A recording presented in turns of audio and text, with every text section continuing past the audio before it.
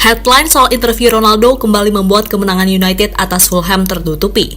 Pasalnya sesaat setelah itu, CR7 membuat heboh lewat pernyataannya dalam wawancara bersama Piers Morgan. Di mana dalam wawancara tersebut setidaknya ada 7 poin penting yang disampaikan CR7. Hal yang pada akhirnya seolah membuka semua borok Manchester United. Dan untuk itu inilah 7 poin penting dari interview kontroversialnya dengan Piers Morgan.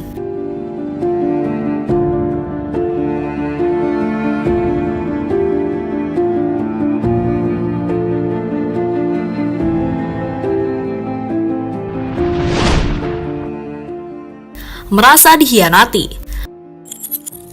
Sejak musim lalu, Ronaldo merasa sudah tidak disambut hangat oleh beberapa pihak dan seperti ingin disingkirkan. Ya, menurutnya ada pihak-pihak tertentu yang tak menginginkan kepulangannya ke Old Trafford. Meski begitu, Ronaldo tetap mencoba profesional dan bermain seperti biasa sampai tiba saatnya di musim ini. Ia seperti sudah muak dengan semuanya. Saya merasa dihianati oleh Manchester United. Mereka mencoba memaksa saya keluar, bukan hanya manajer, tapi juga orang-orang lain yang ada di sekitar klub. Saya merasa dihianati oleh klub. Saya merasa beberapa orang tidak menginginkan saya di sini, di Manchester United. Dan ini bukan hanya tahun ini, tetapi juga musim lalu.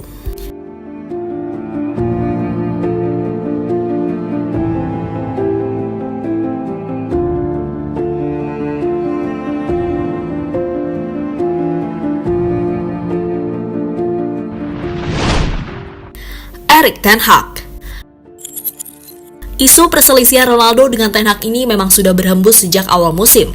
Akan tetapi, sang menir berulang kali mengatakan kalau ia tak ada masalah dengan Ronaldo. Faktanya, Ronaldo sendiri merasa kalau sikapnya selama ini adalah bentuk perlawanan kepada sang pelatih yang dinilai seringkali merendahkannya. Seperti saat ia tak memainkan di laga derby Manchester dengan alasan menghormati karir. Akan tetapi di laga melawan Tottenham, Ronaldo yang sudah melakukan pemanasan malah ingin dimasukkan di menit akhir seperti pemain debutan. Hingga akhirnya Ronaldo dibiarkan mematung di pinggir lapangan sebelum akhirnya pergi meninggalkan pertandingan lebih awal. Jelas itu hanya sebagian masalah yang tersorot publik, namun di balik layar kita tak pernah tahu apa yang terjadi. Maka kalau Ronaldo begitu berarti memang ada sesuatu yang salah. Saya tidak menghormati Ten Hag karena dia tidak menunjukkan rasa hormat kepada saya. Jika Anda tidak menghormati saya tidak akan pernah menghormati Anda. Jadi sederhana saja. Tak respect atas kematian sang anak.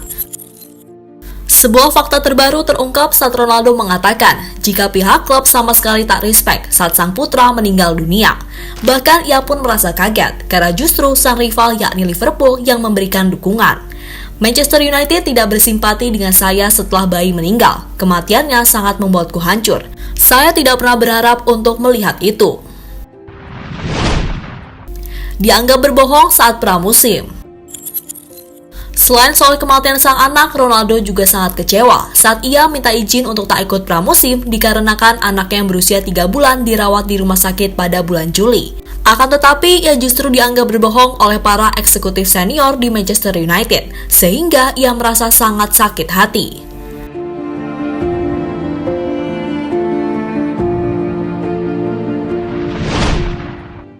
Penunjukan Ralf Rangnick. Ronaldo merasa heran atas keputusan klub mengangkat Ralf Rangnick menjadi pelatih menggantikan Ole. Pasalnya, ia dan para pemain lain merasa tak bisa memahami apa yang diinginkan Rangnick, karena merasa kalau pria Jerman itu bukanlah pelatih, melainkan direktur teknik. Kami memiliki poin yang menarik, bahwa bagaimana klub sebagai Manchester United setelah memecat Ole Gunnar Solskjaer, mereka mendatangkan direktur olahraga Ralf Rangnick, yang merupakan sesuatu yang tidak dipahami siapapun. Orang ini bahkan bukan pelatih. Klub yang lebih besar seperti Manchester United membawa direktur olahraga. Mengejutkan kan? Bukan hanya saya saja, tetapi juga seluruh dunia. Jika Anda bukan pelatih, bagaimana Anda bisa menjadi bos Manchester United? Saya bahkan tidak pernah mendengar nama dia sebelumnya.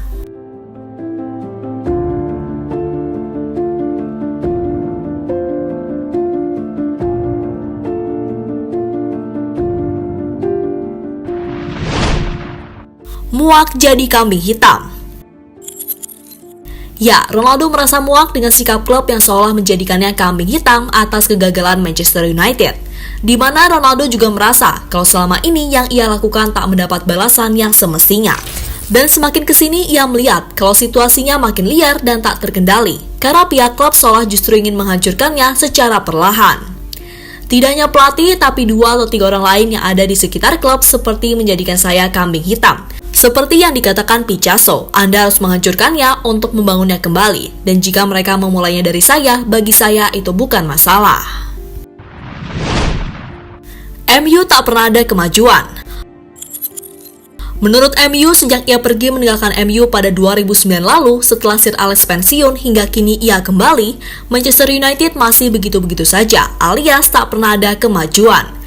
Ya, sebagai tim dengan reputasi besar, Ronaldo merasa heran mengapa MU tak bisa berkembang. Dan mungkin karena itulah mereka tak mendapat trofi apapun dalam 5 musim terakhir. Saya tidak tahu apa yang terjadi, tetapi sejak Sir Alex Ferguson pergi, saya tidak melihat adanya evolusi di klub.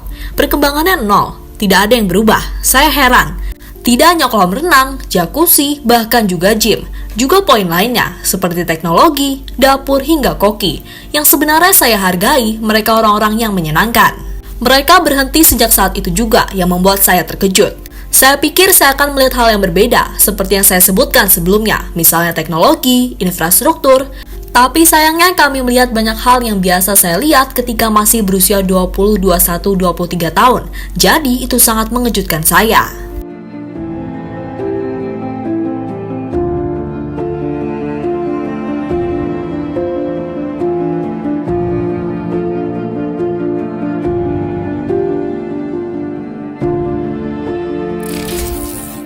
Ya, belum diketahui pasti bagaimana nasib Ronaldo usai pengakuan yang menggembarkan ini. Namun yang jelas 99,9% CR7 sepertinya memang akan pergi dan mengakhiri kisahnya bersama Manchester United di Januari, mirip lagu dari almarhum Glenn Fredly. Maka bila itu benar adanya, sungguh sebuah akhir yang tragis. Mengingat Ronaldo dan MU ibarat 2 sejoli yang baru saja balikan, namun kembali terpisah karena segalanya sudah berbeda, kendati orangnya masih sama. Apapun itu, semoga Ronaldo dan MU segera menemukan win-win solution dari permasalahan yang ada.